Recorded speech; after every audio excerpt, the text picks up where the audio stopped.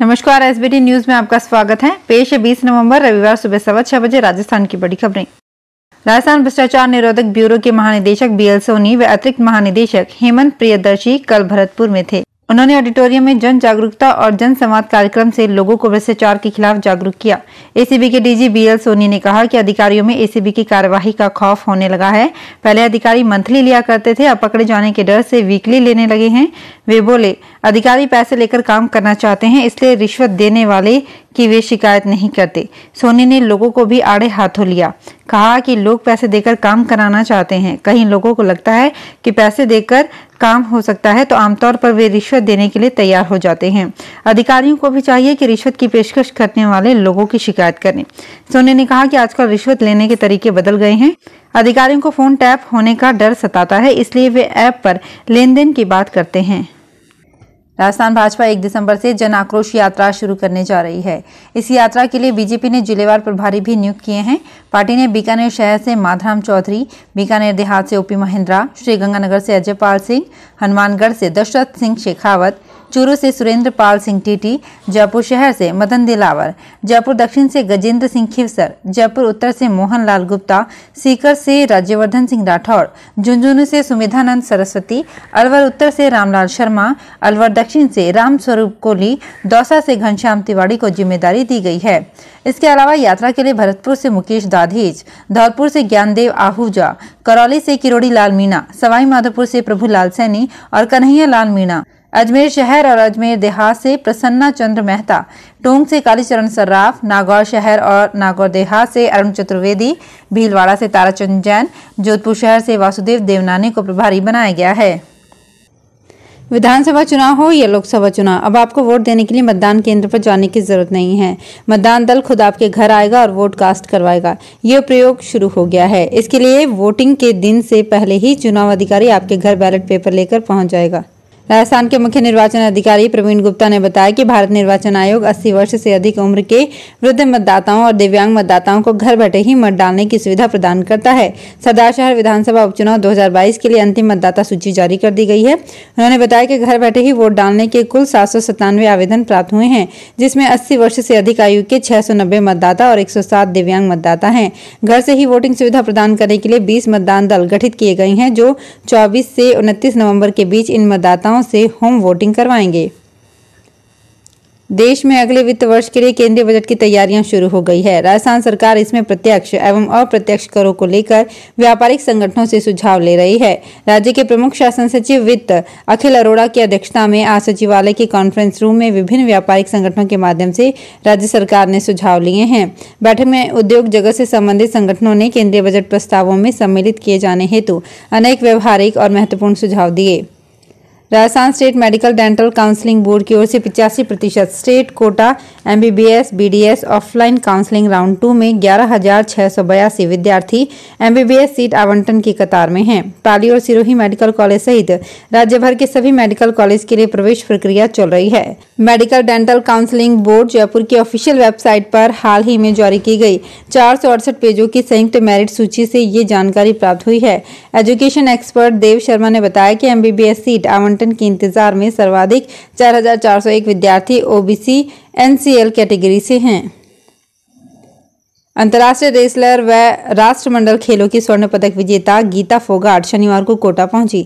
यहां आन्या फाउंडेशन की ओर से 300 बालिकाओं के लिए आयोजित आत्मरक्षा प्रशिक्षण कार्यक्रम में हिस्सा लिया। इससे पहले माहेश्वरी पब्लिक स्कूल में आयोजित सम्मान समारोह व पौधारोपण कार्यक्रम में भाग लिया। इस मौके पर गीता फोगाट ने कहा कि आज के समय में लड़कियों को मेंटली फिजिकली स्ट्रांग और जागरूक करना बहुत जरूरी है। महिलाएं अपने आप को किसी भी तरह से कमजोर नहीं समझे। जो भी काम करे अपना मन लगाकर करें। समाज की ना सोचकर अपने फ्यूचर के बारे में सोचें, जिंदगी के बारे में सोचें। फोगाट ने कहा कि जिनके माता पिता बच्चों के साथ खड़े होते हैं, उनको दुनिया हरा नहीं सकती, ना ही आगे बढ़ने से रोक सकती है। राजस्थान में राजनीतिक नियुक्तियों का दौर एक बार फिर से शुरू होने वाला है। अब गड़िया लोहारों के विकास के लिए बोर्ड बनाया जा रहा है। जल्द ही इसके चेयरमैन और सदस्यों की नियुक्तियां की जाएंगी। मुख्यमंत्री अशोक गहलोत ने गड़िया लोहार समाज को मूलभूत सुविधाएं उपलब्ध कराने तथा इनके पिछड़ेपन को दूर करने के लिए राजस्थान राज्य गड़िया लोहार कल्याण बोर्ड के गठन के प्रस्ताव को मंजूरी दी है।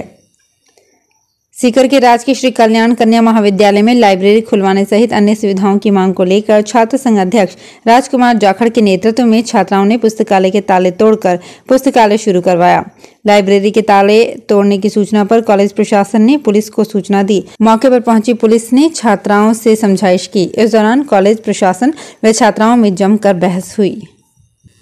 राजस्थान राज्य सहकारी निर्वाचन प्राधिकरण की ओर से 12 जिले में सहकारिता चुनाव की ड्यूटी में लापरवाही बरतने पर 2 निर्वाचन अधिकारियों को निलंबित किया गया है। ये कार्यवाही कोटा जोन रिटर्निंग ऑफिसर और कोट जोनल एडिशनल रजिस्ट्रार की रिपोर्ट पर की गई है।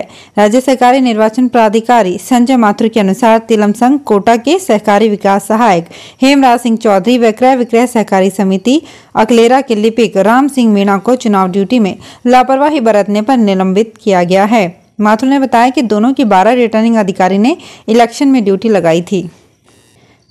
सवाई माधोपुर के रणथंभौर में बाघों का कुनबा बढ़ने के साथ ही बाघ टेरिटरी की तलाश में अन्य जंगलों की ओर रुख करने लगे हैं।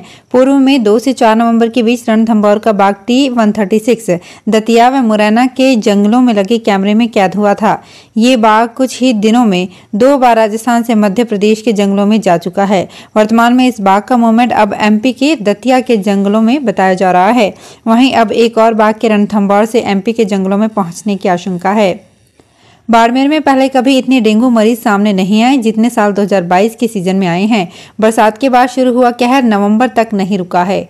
मीडिया रिपोर्ट के अनुसार बाड़मेर जिले में डेंगू आंकड़ा रिकॉर्ड 1000 के पार कर गया है। हालांकि विभाग 14 नवंबर तक 927 केस बता रहा है, जबकि जिले में डेंगू केस जिस तेजी से बढ़ रहे हैं उसके चलते पॉजिटिव केस 1000 से भी कहीं ज्यादा हो चुके हैं। राजस्थान के सीएम अशोक गहलोत आज दिल्ली से गुजरात के दौरे पर जाएंगे। वे वहां 2 दिन तक चुनावी सभाएं करेंगे। इन चुनावी सभाओं में कांग्रेस के पूर्व अध्यक्ष राहुल गांधी भी साथ होंगे। 22 नवंबर से गहलोत राजस्थान के 4 जिलों के दौरे पर रहेंगे और स्थानीय कार्यक्रमों में शामिल होंगे। गहलोत रविवार को दोपहर 2 बजे सूरत में चुनावी जनसभा को संबोधित करेंगे। इसके बाद 21 नवंबर को सीएम गहलोत राहुल गांधी के साथ भी सूरत में चुनावी जनसभा कर बीजेपी पर हमला बोलेंगे। वे इसी दिन शाम 5 बजे राजकोट में भी राहुल गांधी के साथ चुनावी जनसभा लेंगे। राजस्थानी फिल्म नानेरा एक बार फिर सुर्खियों में है। फिल्म देश के नामचीन फिल्म फेस्ट में सेलेक्ट हुई है। इस फिल्म को 28वें कोलकाता इंटरनेशनल फिल्म फेस्टिवल में जगह मिली है। 15 से 22 दिसंबर तक कोलकाता में आयोजित होगा। नानेरा का लेखन और निर्देशन दीपांकर प्रकाश ने किया है। दीपांकर अवार्ड विनिंग डायरेक्टर हैं। उनकी फिल्मों को दुनिया भर में पसंद किया जाता है। दीपांकर ने बताया कि नानेरा को OIFFA कनाडा में प्रीमियर किया गया था और यहां इसे बेस्ट स्क्रीन प्ले का अवार्ड मिला था। दिल्ली में 18 और 19 नवंबर को पासपोर्ट ऑफिसर्स कॉन्फ्रेंस 2022 में क्षेत्रीय पासपोर्ट अधिकारी नीतू M भगोतिया को विशेष पुरस्कार से सम्मानित किया गया। विदेश मंत्री डॉक्टर S जयशंकर ने व्यक्तिगत रूप से श्रेष्ठ कार्य के लिए भगोतिया को पुरस्कार से सम्मानित किया। पासपोर्ट अधिकारियों के सम्मेलन में विभिन्न मुद्दों पर चर्चा के साथ वर्ष 2022 में विभिन्न श्रेणियों के पासपोर्ट सेवा पुरस्कार वितरित किए गए। राजस्थान के सरदार शहर में कांग्रेस के दिवंगत विधायक भंवरलाल शर्मा के निधन से रिक्त हुई सरदार शहर सीट पर हो रहे उपचुनाव के तहत नामांकन पत्रों की जांच के बाद अब 11 उम्मीदवार चुनावी मैदान में हैं। वहीं एक प्रत्याशी का नामांकन जांच में सही नहीं पाए जाने पर रद्द कर दिया गया। हालांकि 11 उम्मीदवारों में से कितने उम्मीदवार चुनावी मैदान में बचेंगे, इसका फैसला भी 21 नवंबर को दोपहर 3 बजे के बाद साफ हो पाएगा, क्योंकि 21 नवंबर नाम वापसी का अंतिम दिन है। माना जा रहा है कि 21 नवंबर को अगर कोई उम्मीदवार चुनावी मैदान से नहीं हटता है तो फिर 11 उम्मीदवारों की ही फाइनल सूची जारी की जाएगी। तो फिलहाल इस बुलेटिन में इतना ही। फिर हाजिर होंगे कुछ और बड़ी खबरों के साथ। अगर आप भी अपने आसपास की छोटी बड़ी और महत्वपूर्ण खबरों से अपडेट रहना चाहते हैं तो सब्सक्राइब कीजिए हमारे चैनल SPT न्यूज को और प्रेस कीजिए बेल आइकन पर।